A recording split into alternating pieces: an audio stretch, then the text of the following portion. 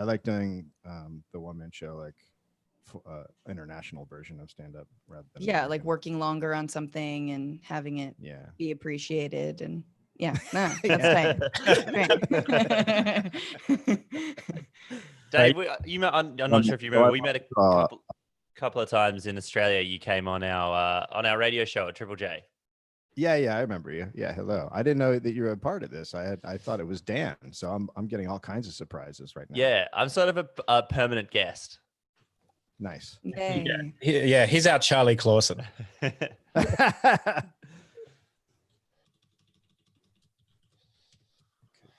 me just set this stream up and we're away.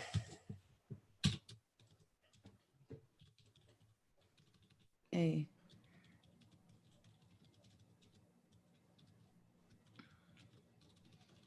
I have an AC on, Dan. Is that bad? Do you want me to turn it off? I can't hear it. You sound pretty good to me. Okay, cool. What about me? I have an AC on too. You sound great. Yeah. A lot of brags coming from the US. Yeah. Get it. Wow. Sorry, we know how to live like civilized people. Have you not seen our country?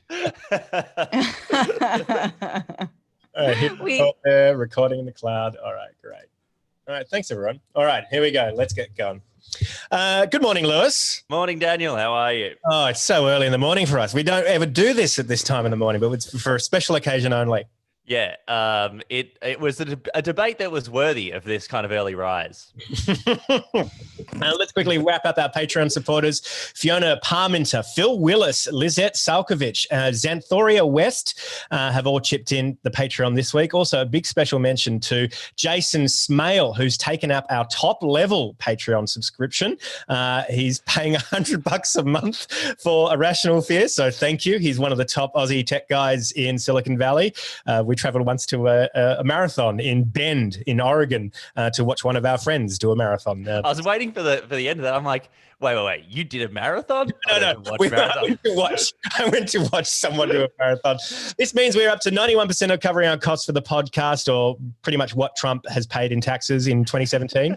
So jump onto patreon.com/Irrational Fear to support the show. Another way to support Irrational Fear is to offset your carbon emissions from your car with Go Neutral. For every $90 sticker Go Neutral, we'll buy 3.5 tons of carbon offsets, which is about the yearly emissions for a car. And $5 of that comes to us. To Go Neutral, click on the link in the show notes. I'm recording my end of Irrational Fear on Gadigal land in the Eora Nation. Sovereignty was never ceded. We need a treaty. Let's start the show. Tonight, after 232 seasons, 2020 will be the final season of America. It'll be replaced with reruns of Germany before it got good. And after the first presidential debate, the phrase "come to Australia" began trending on Twitter. Wait till Americans find out that we have 3 Guantanamo bays. And far-right extremist Proud Boys respond to Trump's request to stand back and stand by stepping forward and standing on desks to shout, "Oh, Captain, my Captain." It's the 1st of October, 2020, and America, it was fun while it lasted. This is Irrational Fear. This is Irrational Fear. Thank you for joining us. I'm former Kentucky Attorney General Dan Ilic. Let's meet our fearmongers for this week. If the world's got you down, you can guarantee our first guest will get you down even further. He is one half of the American history podcast, The Dollop, Dave Anthony. Dave, is there something you can say to cheer up our listeners? No, there's actually nothing. And she's known for speaking dick jokes to power, but you can see her each week in her show Newsbreak. You can hear her each week on her podcast, The Bitchuation Room, and you can smell her each week putting the bins out. It's Francesca Fiorentini. That is very true. Very true. I compost, but I don't actually have a compost, so I just put it in the trash. And like someone who's just really trying to feel better about myself. You know, that's it. Just like, I'm going to almost help the world. Almost. That's what this podcast is all about. You're very much on brand. And he's a man accustomed to being, not unaccustomed to being up this early. And he's a man unaccustomed to being up this early for work. It is the host of Triple J Drive, Lewis Hobba. Yeah, I don't consider this work, Dan. This is fun. Good. Yeah, well, it doesn't count as work until I start paying you. Okay, rub it in. A little later on, we've got a very special interview with former White House press secretary turned anti-Trump fundraiser Anthony Scaramucci. Yes, the Mooch will be here. He will be joining us. But first, we've got a new sponsor. It's a bit of a live read, this one. Here we go. Get my live read music. Going to the post office can be hard. There's always long lines, white supremacists hanging out there to pre-screen your mail and throw milk on you. And even if you do manage to post your mail-in ballot, who knows how long it's going to take to get to the correct precinct for counting. And those election folks are always making mistakes, putting the wrong addresses on things. So this election season, make sure you use your mail-in voting. Make your mail-in voting easy with stamps.ru. Stamps.ru will send you a book of stamps for free that look just like US postage. You can stick it all over your mail-in ballot. They'll even send you the latest update address label to make sure your ballot gets to the right place so you know your vote will be counted by someone with vodka on their breath. Head to stamps.ru today to get a free trial from now until November. That's stamps.ru. Use the offer code BidenWins to get a free ballot fax shredder. Who else gives you a free ballot fax shredder? It faxes your ballot to an international number beginning with +7, then shreds it. Mail-in voting has never been more secure with stamps.ru. Oh, well, I mean, they do pay us, so it's great to have their money. Fearmongers. Let's talk about the debates. Here we go. There's been so many great moments over the last 4 years when Donald Trump has almost risen to meet the demands of his office. I think we can finally say that last night's presidential debate was probably finally when Donald Trump became Führer. I say debate, but it was, quite confusing. I thought I actually tuned into the Muppets to see those two old guys breaking up. To be honest, when you think about what's going on in America right now, they really should have held the debate over Zoom because Chris Wallace would have actually been able to use the mute button. But weirdly, people took different things from the debate, like conservative Californian Trump supporters who actually said this, and this is true, they complained that Biden didn't answer any questions. I mean, they're not wrong. They're not wrong. Dave, let's start with you. How are you feeling about Biden? Should he have answered more questions? Oh, well, that's a tough one. There's a couple of things with Biden. First of all, it's hard to answer a question when a man just keeps jabbering at you constantly. There's no way to answer it. But also, Biden needs a lot of time to ramp into his questions, make some mistakes, correct course, stutter, stumble, correct course. So he needs a really long runway, and then he gets to come up and then crash the plane and then take it off again. So it's hard for him just in general. But he did. I would give him a 2 out of 10. Fran, how did you feel about the debates? Worse than I could have imagined, and you don't I'm sure the entire world wants to see someone fillet Donald Trump on the international stage, but no one more than an American who has to live under this regime. Let's call it what it is. So it's just the biggest. You get so sorry but you get so hard. You're just oh, you're so ready to go when you watch a debate. And then, I wish there were performance enhancing drugs because Biden could not bring it. He couldn't get it. I mean, look, it happens. In your 70s, I'm sure it's only natural. I'm not judging, but it was really, it's always hard to watch whether it's Clinton, who, was respectable, or Biden, who tried to level with people, but really couldn't, as a comic, you're just get some zingers, just get a couple zingers, make fun of his $70,000 expense on his hair. That's it. Yeah, I mean, his hair, it's hard to even believe that hair is worth $70,000. Last night it was terrible. He should fire that stylist. That's for sure. Yeah, and also the makeup factor, the fact that they don't how could you sit there and know he spent $70,000 on his hair and not say, what are you paying for your makeup? $5? Just hit the guy. It's so easy. It's so easy. He is a walking, talking thing to mock. It would just be nonstop with anybody who just had their mental acuteness together. Such a tough ask. I have no idea how you would prepare to debate Donald Trump, because you can go low, but you do, once you get down to that sort of street fight, he's so much better. There's no one better at kicking people in the balls on the street than he is. You do have to try to be there, but just like he makes you fight your fight. It's like playing like kids sport, like under 12 soccer or something. Sometimes a really shit team will beat a really good team just because the complete lack of organization throws a good team off their game. Yeah. I would just say though that there is a kind of comedian, and David Letterman is that type of comedian who in his autobiography described how there were the funny kids and he was the guy who made fun of the funny kids. So you need that type of person who knows how to undermine everything he says and just keep making fun of what he is and what he's doing. Highlight what he's doing and make it seem really stupid, as opposed to just those direct hits. You take what he's saying and you throw it back at him. What's Dave up to? Is he free? I know. How's his beard coming? Yeah, now a man who needs no introduction. Be the president, Dave Letterman. Great. What we need is another white 70-year-old guy.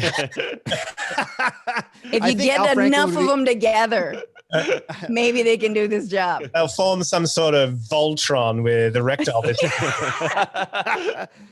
I think Al Franken would have been the perfect sort of human being to run against him if he wasn't Lech. You know, that's a drawback. But he like that type of guy. It didn't stop Trump, did it?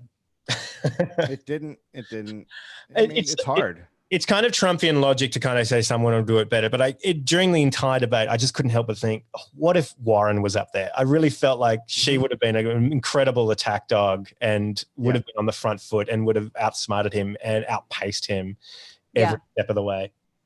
Yeah, I think Bernie Sanders, same thing, but more on policy, which is not really what you need. You really do need sort of style, and you need to shut him up. And I definitely think, Warren in her attack, even on Bernie, like, which came out of left field, very Daenerys Targaryen, in my opinion. I was like, good, fine. Like, she could have definitely handled that.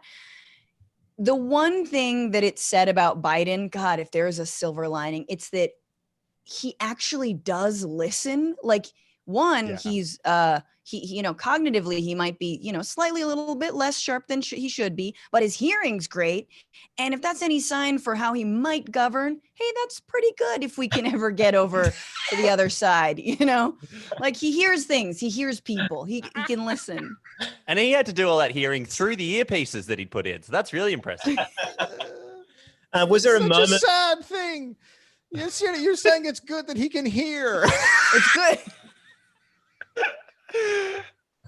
Was there a moment? Good he can hear. It's the equivalent of kind of going like, he's just recovering from a fall. Yeah. Was there a moment for either of you that really made the moment of the debate, Dave? Well, I'm a big climate change guy, so watching them talk about climate change really made my head just kind of snap and explode, and I wanted to really jump into the TV and first slap Trump and then slap Biden. Like, it was really They both weren't very good on that at all. Like, it goes both ways there. Biden, in the same paragraph, said, "Oh, well, the Green New Deal will pay for itself." And then he backed it up, saying, "Oh, I don't back the Green New Deal at all." He got really flustered. He was like selling something and then immediately discounting it in the same breath. It was pretty astounding. Emily Atkin from the Heated newsletter wrote, the climate change section was the only section that Trump didn't interrupt because he didn't know what to say, because he doesn't know shit. And nothing articulated. Nothing articulated that more when they started talking about fuel economy standards, as a way to make the environment better. And upon that question, Biden said, "Why have you relaxed fuel economy standards that are going to create more pollution from cars and trucks?" And then Trump went on this 1-minute rant. He said, "Well, I've got it in front of me. I'm just going to read it out plainly." Please. Well, not really, because what's happening is the car is much less expensive and it's much safer car, and you talk it about a tiny difference. And then what would happen, because of the cost of the car, you would have at least doubled and tripled the number of cars purchased. We have the old slugs out there that are 10, 12 years old. If you did that, the car would be safer. It would be much cheaper by $3,500. Nothing about climate change or emissions. Was there a full sentence? I feel like there wasn't even a full sentence in there. But let me just say though that this is truly the logic they're trying to spin. Not the Trump administration has rolled back 100 environmental regulations. They want us to die as quickly as possible. They want to burn the planet as quickly as possible. But I will say, buried in one of their like transit authority sort of summaries on why they were rolling back the emissions, they said it's too late. Like that's almost a quote. Essentially, why? We're making all this money and the planet's going to hell anyway. So it was like, he knows. And that was the other thing is Biden not being able to come back and being like, you think this guy gives a shit whether you live or die? Like you want this man who laughed in the face of the wildfire sufferers in California? Yeah. There's so many also Trump talking about how people in Europe live in forest houses. That was pretty exciting. There's so many Forest City. It was like, Everyone in Europe lives in fucking Fern Gully. That's what I took away from that. When I heard Forest City, I was like, "Where's Forest City? I want to go to Forest City." He's just watched Avatar. He's like, "They're all blue." One of the things that often comes up after debates like this is journalists mainly on Twitter go, "Well, the only winner of tonight's debate are comedians." Dave, are comedians the winners of moments like this in American politics? No. What the fuck? Listen, am I allowed to swear? Yes, of course. Right. The reason that they say that is because of Jay Leno. Jay Leno, everything went to just being dumb, and he had the dancing Edo judges when O.J. Simpson was on trial. It was like there was no morality. He just did whatever it took to get a laugh. And so since then, everyone's been like, the comedian's going to love this. No, the comedians actually have like morals and understanding. And so comedians are actually generally terrified of fascism, where other comedians support it. But most of us, we're pretty as a group against fascism. So we're not actually really thrilled about a debate in which a guy just flat out comes out as a fascist. Not great. Not a huge fan. Yeah. He's so hack. I mean, this is the thing. Trump is hack himself. He's a bad, drunk, open mic comic doing racist, sexist material that only gets a laugh because people are astounded he's even doing it. So that's like the laugh is like the asshole laugh.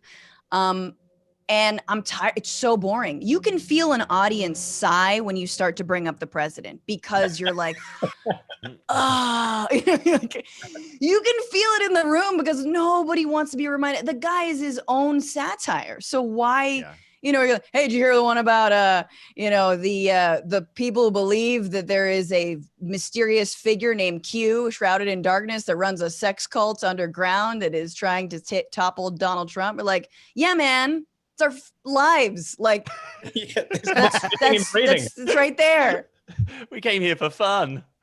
Yeah, it's his genius though, and I know this is not like a new point, but that is the hard thing to get over and get around, which is how to deal with someone who it is boring to bring up his constant failure. Yeah, totally, and it's also difficult to be a comedian against someone who is genuinely quite funny. Like trying to hit funny with funny is so difficult with someone that's already undercutting the office themselves. It's so strange. And it's just very hard to be like, that guy's a white supremacist when he's like, yes, I'm a white supremacist. Like when there's no shame, you need shame. If is without shame, there's nothing to stick to. It's just they're throwing shit at a shame Teflon pan. But I still want to scrape the bottom of that pan, though. Like, I think there's more to go. And I want him out in November, or excuse me, by the end of, he won't leave, but you know what I'm saying? In an ideal world by January. In an ideal world, for a long, protracted civil war, sometime 2023, it'd be great. When the ashes have stopped smoldering, I'd like to be able, but before he goes, I really do want to see what else he'll do by being baited into it. He drank water on camera because people baited him into it because they said he couldn't. I think he wears adult diapers, and I want to bait him into showing the undies. Like, he and won't his audience and his base just cheer in elation when they see the jockey and like the scene in 16 Candles or whatever where they're holding up the underwear? One of those. That's what I was saying yesterday is when they were coming out and saying, Biden is wearing an earpiece, Biden should have said, you can inspect me for an earpiece if we can inspect Donald for diapers, and then just left it. And that would be the whole conversation and it would end. Great. We got the Mooch on the line. There he is, Anthony Scaramucci. Can we hear him? Thank you for your service. There he is. He's waving. Hey, Mooch, can you test your audio? We'll just see if we got some audio from you. Yes. Can you great. hear me okay? Yeah, great. Dave and Fran, what we'll do is I think we'll do the Mooch's interview now, and then we'll come back and finish the rest of the pod. All right, great. Wow. I know. Yeah, whoa. I know. Our interview guest this week, our interview guest on this week's podcast, shot to fame for 11 days when he was White House press secretary before being unceremoniously fired by Trump, making him one of the most memorable ex-cast members from The Apprentice West Wing edition ever. By day, he manages $9 billion funds. By night, he is raising money for the Lincoln Project, an anti-Trump political action committee that's run by Republicans. Welcome to Irrational Fear, Anthony Scaramucci. Hey, it's good to be here. Thank you guys for having me on. Oh, it's great. You know, we've got Francesca Fiorentini, and we've got Dave Anthony and Lewis Hobba here too. Just before we go, what's the most appropriate way to address you? Is it Anthony, Mr. Scaramucci, the Mooch? Well, all three of those names are better than some of the other names that have been used, so you can go with any of those names. It's totally fine. You know. What's your least favorite? What's that? What's your least favorite? Oh, this is a typical Aussie question, right? So I have to use psyops on you now and say Scaramucci. You can call me Mooch, you can call me Anthony, you can call me anything you want. It's all good. I just think it's ironic that that's like, you know, you're Southern Italians and Southern Australians are very similar. So I'm picking it up. Yeah, I think it's just. I think it's funny, Anthony. You're on a podcast with someone who's got more of an Italian name than you do. Francesca Fiorentini. So I noticed that right away, Francesca. You even have more syllables than me. Okay, so I have a little bit of syllable envy right now. So that's okay. I'll more get over Italian. Let's talk a little bit about the Lincoln Project, Mooch. How does someone who worked at the White House end up campaigning against the man in the White House? Well, you know, I wrote a lot about it back in 2019, but the short answer is I've changed a lot. I think at the end of the day, one of my liberal critics, I think it was on television, they said, well, you know, he was talking about Mexicans and rapists in 2015. And so in 2019, you disavowed your support. Nothing about him changed. And my response was, well, maybe he didn't change, but I have changed.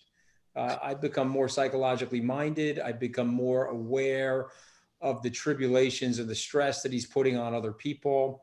I've become more aware that the ends, frankly, do not justify the means. This whole moral equivocation about policy and cognitive dissonance. And so the answer to the question is it got to a point where it became impossible to support him anymore and maintain your personal integrity. You didn't know that when you went into the White House? That's a big question. You're asking the same question that my liberal friend asked. And so this is the big vexing dilemma. 63 million people did vote for him. So I think you have to pay close attention to why, because everybody has a different reason for voting for him. So my reasons were I was a lifelong Republican. I was working for Jeb Bush. He dropped out of the race. There were two people running. It was Secretary Clinton or then Donald Trump. Uh-huh. And I made the mistake of going with Donald Trump because I was overlooking, and again, I don't justify this. Only thing I can do is apologize for it. I made the mistake of overlooking some of his moral shortcomings and some of his verbal rhetoric because I thought it was the better of two choices. And so I have to own that mistake. You know, I'm not one of these guys that's going to sit here and try to defend it. All I can do is apologize for it. And so when you say that I didn't know that, the answer is yes, I did know that, but you're down to two choices. Imagine all of us are on the publicly traded board of a company and you're hiring two people, and the philosophical things that you've been with your whole career. I'm a lifelong Republican. My first vote was for Ronald Reagan in 1984. And so I went with the Republican. That's where you went wrong. And that was a mistake. What's that? I said, that's where you went wrong in the first place. Yeah. Well, listen, I mean, you know, there's a lot wrong with the Republican Party. There's no question about that. I think that the Republican Party now, whatever you thought of it under Ronald Reagan, it is a very lost party under Donald Trump. It's become a full-blown personality cult. As an example of that is we don't even have a party platform in the Republican Party. I can't even tell you what it stands for anymore, because the party platform is whatever Mr. Trump wants. That's our party platform. So Sure, and we've Vladimir. really lost our way. And if you love the United States, maybe you do, maybe you don't. But if you do love the United States, I can tell you we're our most successful when we have two very strong parties that are vigorously but civilly debating with each other and advancing the ball for progress, both for the global community and for the citizens of the United States. And we're not doing that right now. So now you're fundraising for the Lincoln Project. How is that process going, and how are the Lincoln Project going in general? What's their plan heading into the next 5 weeks?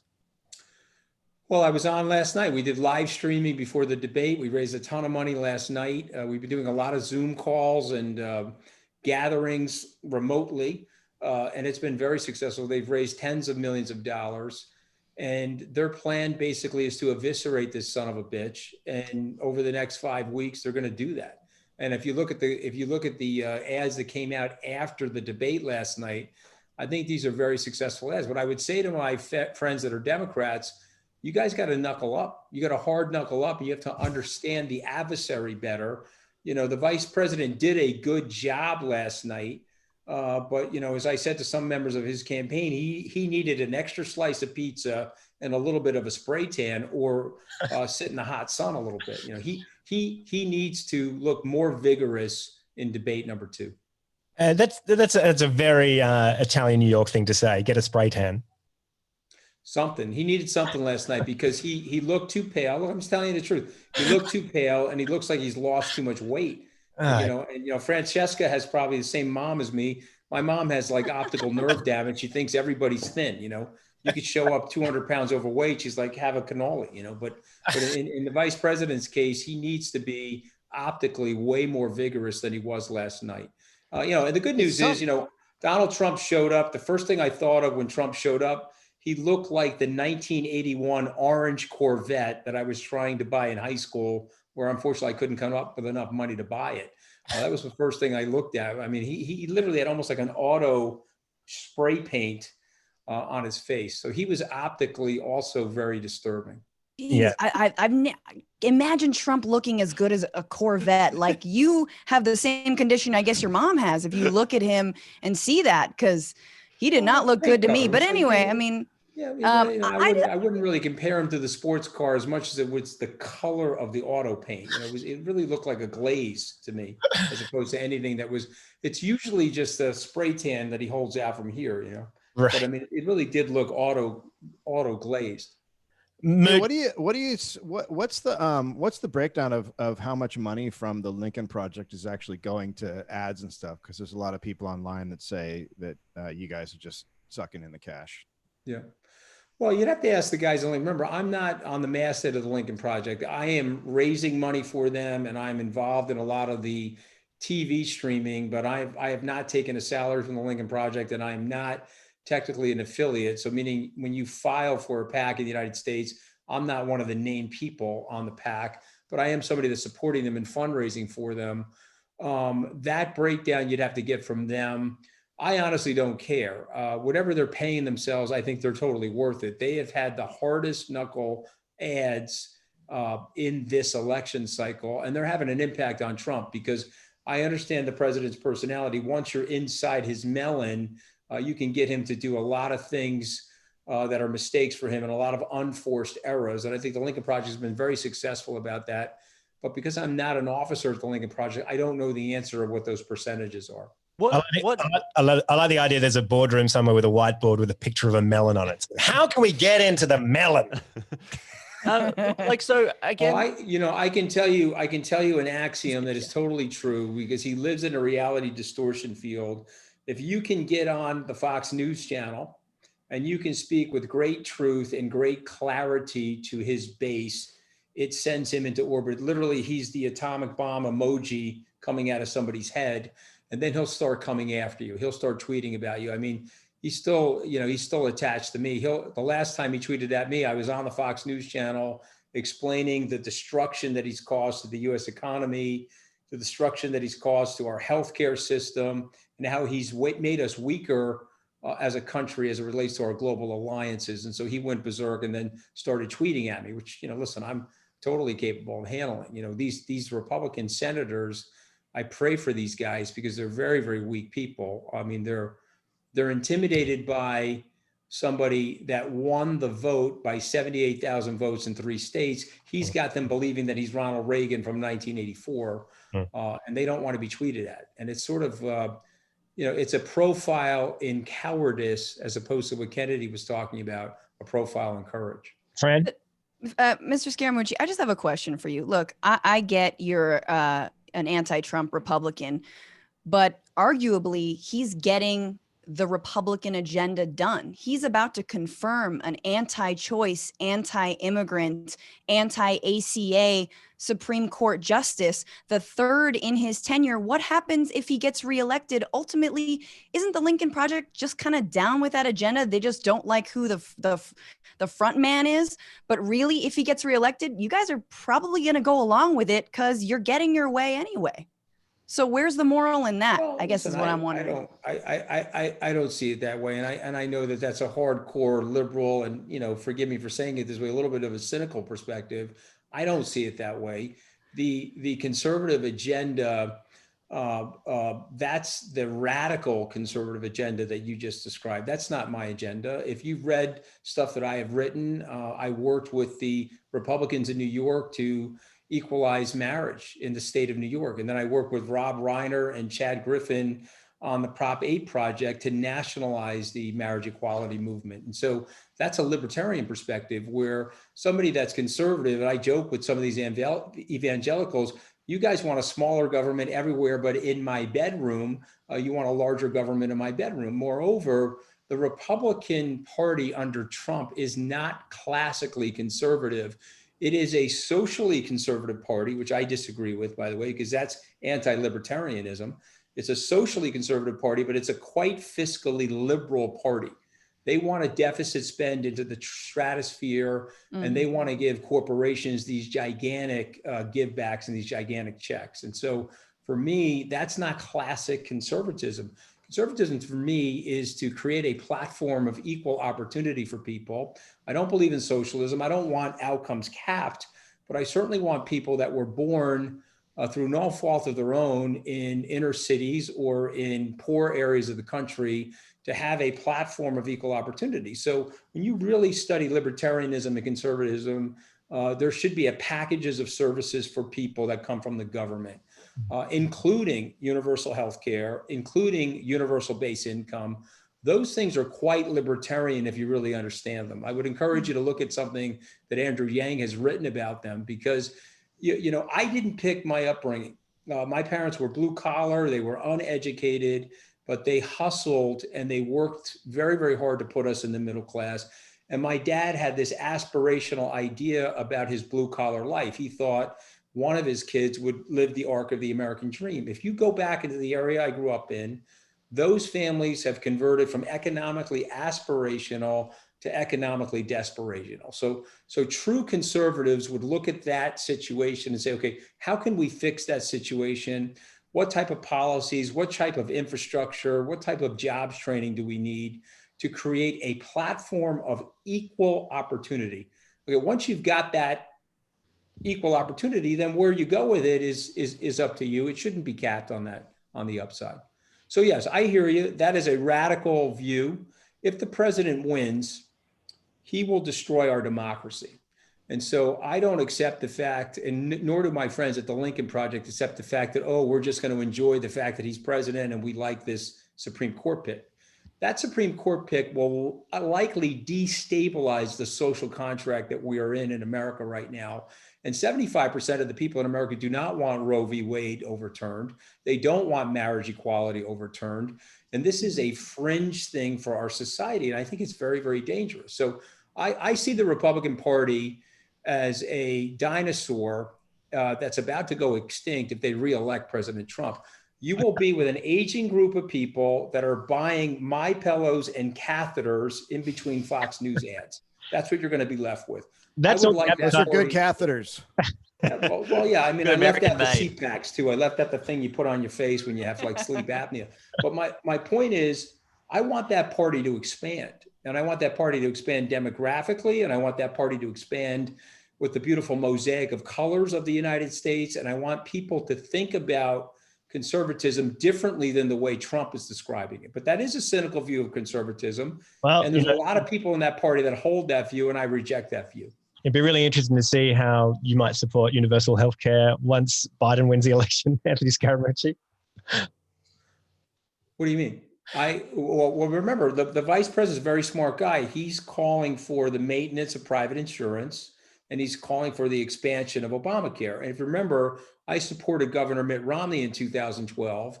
And when he was governor of the state of Massachusetts, he developed something that was called Romney Care, Right. which ultimately evolved into Obamacare. Now, we can disagree with elements of Obamacare, but I'll tell you guys something. The medicine in the United States got socialized in 1986 by Ronald Reagan. And how did that happen? He signed an obscure piece of legislation in 1986 that forced every emergency room doctor in every hospital in the country that if you walked in and you were sick and you came into the emergency room, they had a moral and legal obligation to take care of you. And so, you know, we've had it. We've had this medical nationalization, if you will. We have to come up with a more propitious way to allocate the capital and make it more efficient. But we've got to get over. We can't be the last nation, Western industrialized nation, that doesn't have that healthcare. So we should, I think the answer, if I'm understanding you correctly, is to tax billionaires at like 90%, like we did back in the 40s. Well, you got to be careful. Again, I have no problem paying taxes, but I think you have to be careful because my money is not in a swimming pool in my backyard in $100 bills. My money is spread out into lots of companies that are creating a lot of jobs. And so what happens is when you tax somebody at 90%, they start to curb their behavior and they start to do things like move their money around to avoid those taxes. And so you want to make sure that you're hitting the intersection of the tax code where you're incentivizing people to do things that are in the bandwidth of the public good, and you're not causing their mobilization. Look at what's going on in some of these blue states. People are migrating to the red states that have no income tax. Mooch, I just want to ask you about the Only money. corporations. I'm sorry? Go ahead. Oh, mostly corporations, but yes. Listen, my friend David Tepper, he was $180 million of the New Jersey tax revenues, one person with his hedge fund. He wanted a tax break from them. They said no. He moved, and he moved to Miami. He took the $180 million with him. Race to the bottom. Mooch, it's a race to the bottom. Yeah, I think here's a message I would say to everybody on this podcast. Don't get missile-locked into your point of view because what ends up happening is when you're missile-locked, you'll make this very same mistakes that I've made. When you're overly missile-locked, you're not seeing it from the other side. You're not seeing the other person's perspective. And that's how we got into the problem that we're in right now. That's why we're so polarized. And that's why we go after each other so hard. Well, I mean, another reason we're polarized is because we have been living under neoliberalism since really hardcore since 1980. And so what that has caused is massive inequality that hasn't existed in a developed nation since the French Revolution, which didn't end great. So it's actually not my political beliefs as much as me having lived under it for now, going on 40 years as being politically aware. And watching a country dissolve because all the social safety nets have been removed because people don't want to pay taxes. And it's really simple. Everyone should pay their fair share, and billionaires aren't, and millionaires aren't. Like we see with Trump, he gets to pay $750 in taxes, and everybody else, we have to pay tons of taxes because we don't have all. Because I can't buy a golf course that doesn't make money. I'm going to recommend a book on the podcast if you guys don't mind. It's called American Amnesia. And it's a very practical book. It's not necessarily a left-based book or a right-based book. It's not about left or right policy, but it's about right or wrong policy. And it's fairly centrist. And it is making your case, by the way. It is making your case that we disavowed the things that got us to where we are. I am the product of a very good public school system. You can't solve the education crisis in the United States without activating public school teachers and working with their unions to enhance the quality of education for these people. You're not going to get there with charter schools. You're not going to get there with conservative jingoism or Betsy DeVos. Okay, but you can get there. We have the right technology, we have the right skill sets, and we have the right capability. And you can convince people that it is actually not necessarily a conservative principle or a liberal principle, but one of great practicality. Someone who was a despicable human being, Henry Ford, as an example, he was a racist. He had a picture of Adolf Hitler on his desk, but he was a pretty magnificent social engineer. He said once, and I'll share it with everybody, he said, look, I'm going to pay my workers enough money so that they can buy the car that they are producing. Moreover, they're going to have a single family house and they're going to be tied to a very good school system. This way, all of these blue collar people will feel aspirational and they won't come after me in my mansion with tiki torches and pitchchforks. And so he actually hired men to beat up union members, so that he actually hired men to beat up union members. I mean, his right-hand man was one of the most brutal people in the country at the time, and he was known for just cracking skulls. I didn't say that he was perfect. I'm giving him credit. I'm giving him credit for an idea. I'm sure that there was brutality in setting up those unions. Roosevelt was against them before he was for them. You will find that everybody has some level of incentives and disincentives, and there's no hero to a man or a woman's valet. If you really study Abraham Lincoln, he was against the abolishment of slavery in the beginning. If you really study him, he wanted to move the African Americans back to Africa. Okay, so he's not a perfect person. Jefferson wasn't. Washington obviously wasn't.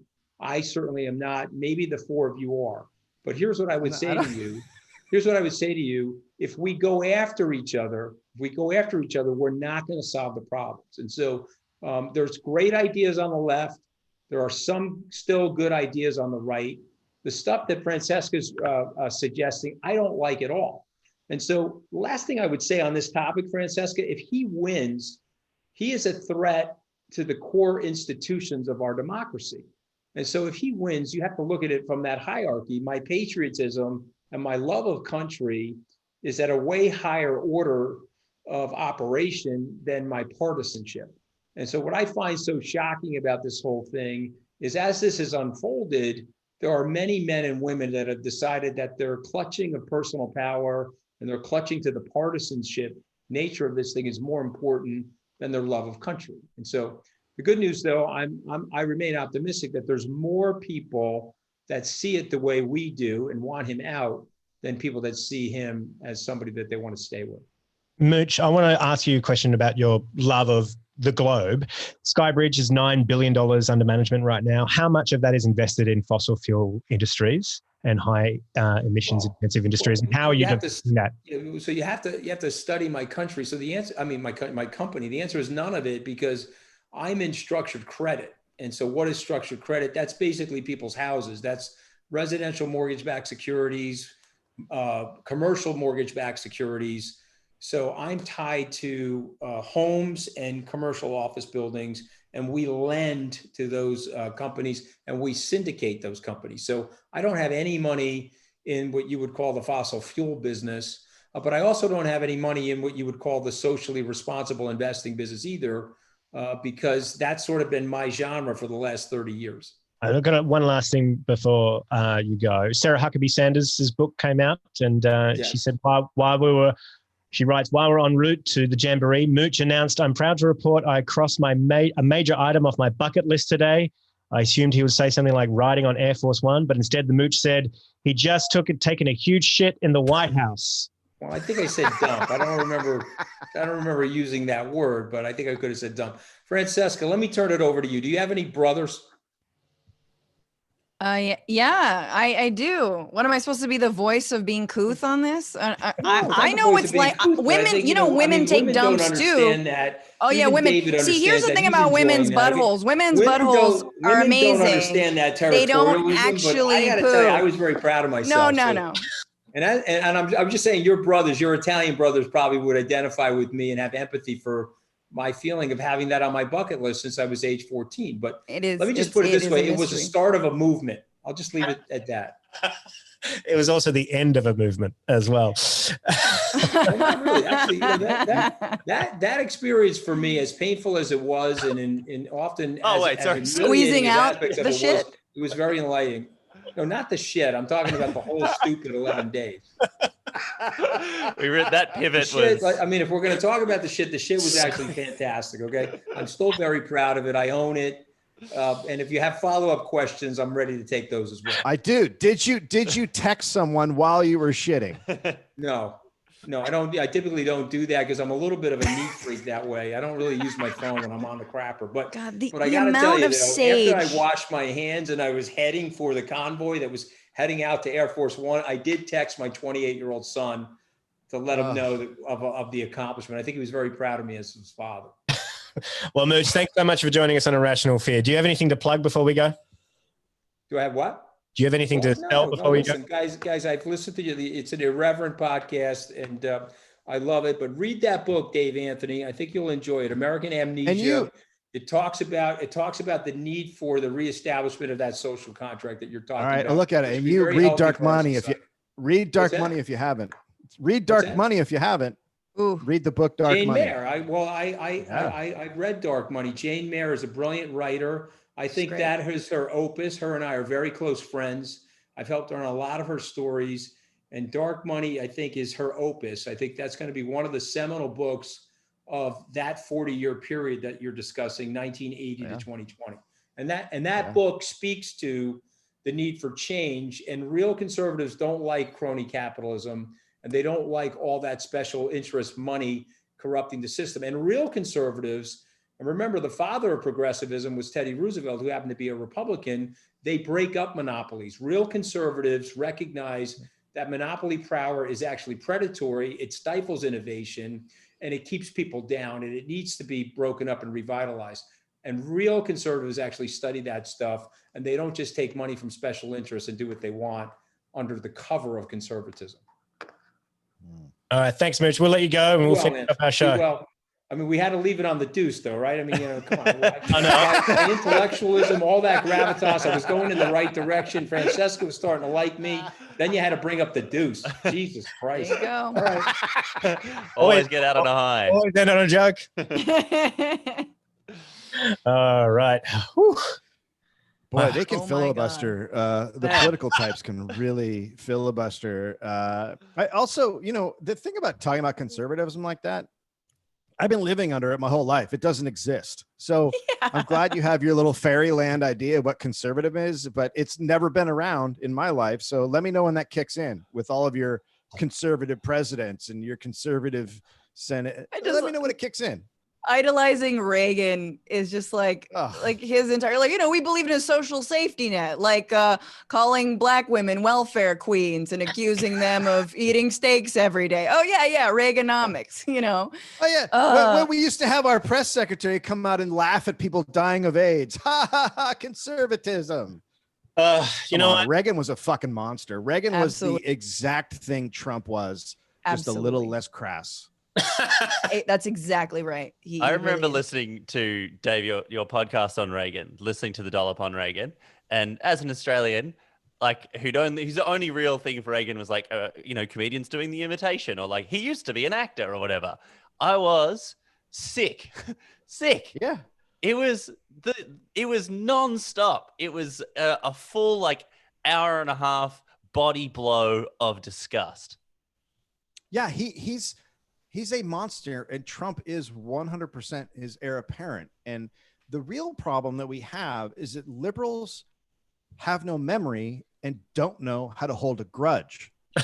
I believe we call it American amnesia. Yeah, but learn can how you blame to hold us? a grudge. This is what I'm saying, though. I was just thinking about that today. The Bush years, 8 years, 2 wars, 2+ wars. We absolutely should have gone after him for war crimes, but after 8 years of Bush, after 4 years of Trump, how much more do you want to think about these people? And the easiast way to erase that is to paint some terrible paintings and go on Ellen and talk about yeah. And everyone's like, let's forget about the war crimes. You've got pastel. Yeah. Awful. I mean, you really have to. You have to prosecute the bankers. You have to prosecute the George Bushes of the world, and you have to suffer through that, because if you don't, well, you get Trumps, because now there is no rule of law. And when you say Trump is breaking the law, all those people go, what about the fucking bankers you didn't do anything about? Absolutely. What about the war you didn't do anything about? So, what's your argument? Where's your moral sort of ground? I'm just saying I don't want to think about him anymore, but you're right. You're absolutely right. Look, on that note, we did have 2 other stories to get to, but, we're already gone over time. So why even bother? That's it for Irrational Fear. Big thanks to our fearmongers this week, the Mooch, Francesca Fiorentini, Dave Anthony, and Lewis Hobba. Do you guys have anything to plug, Francesca? Just follow me on Twitter and Instagram at FranEfio, and watch The Bituation Room every Sunday night. The Bituation Room is just like Irrational Fear, but it's got much better graphics. It's really good. That's not hard. But my podcast, The Dollop. My podcast, The Dollop. I have a second podcast, The West Wing Thing, which I do with Oscar-nominated writer Josh Olson, in which we discuss how the West Wing melted all of these brains of people who are liberals and are now in charge of our country, and they don't know what to do because they think that's how politics works, and it doesn't work that way. Who are you talking about specifically there, Dave? I would say Pelosi, Schumer. I would say Obama's entire administration was a huge victim of West Wing brain. There's a lot. I would say most of the Democrats that are in charge. Saying the pod save people. Yeah. He just means the pod save people. Absolutely. Pod save guys are some of the worst. And their books actually describe how they, would have parties and talk about which one was Toby and which one was Josh. And like they're all playing, they're doing cosplay for West Wing as opposed to actually governing. And they're getting their asses kicked because of it. And we're all suffering because of it. I saw a great tweet from Australian notorious tweeter Dan Nolan, who said, well, at least the crooked media guys gave Biden 5 stars for this debate. That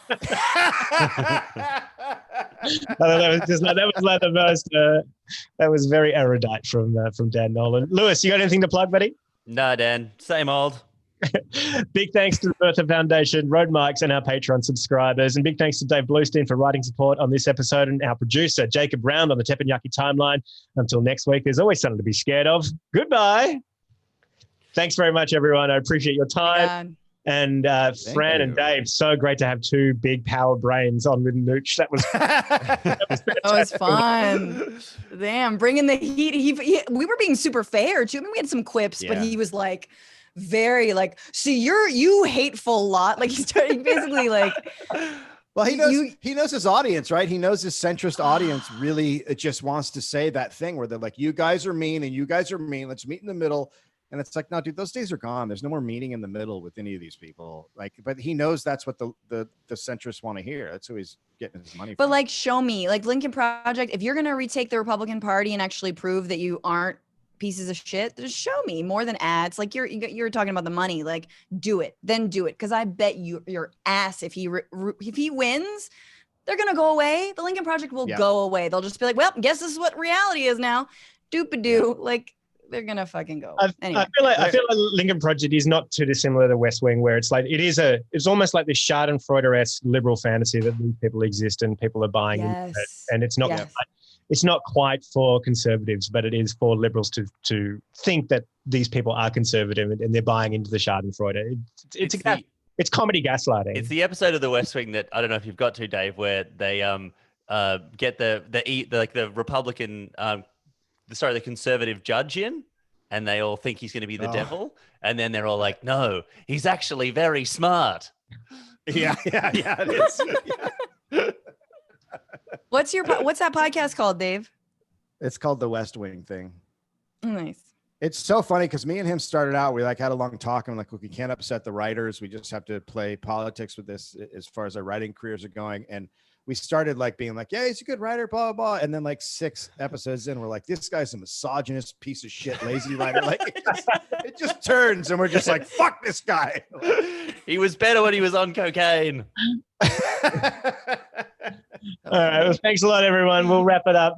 Before we go, let me just read you one review. I haven't looked at the reviews on iTunes forever. And I found this one great one. 2 stars. Came to listen for some humor, and all I got was a very subjective view of Australian politics. Don't think I'll continue to listen. The guest list is good, but the hosts are just underwhelming in both humor and facts. I just love that.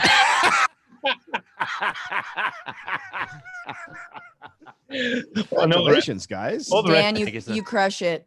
Yeah, you crush it, man. As someone like your intros are amazing. I don't know. I know you don't need to say that, but that's just the empath in me who's like, you're great. Fuck that. No, I just said that this person came to this podcast for a balanced view. Fuck that. No, seriously. Thanks, everyone. All right. See you later. Really good to meet you guys. It's really great fun. A great way to start my day. Stay safe, Americans. What time is it again? 5, 6? 9 a.m. now. It's okay, good. It's in the morning. It's a regular time in the morning. Okay. Good. Wow. Good. Do you have Bye, a regular y'all. time in the morning? I mean, Thanks, Dave. see Good you, on you. gang. See ya. Bye.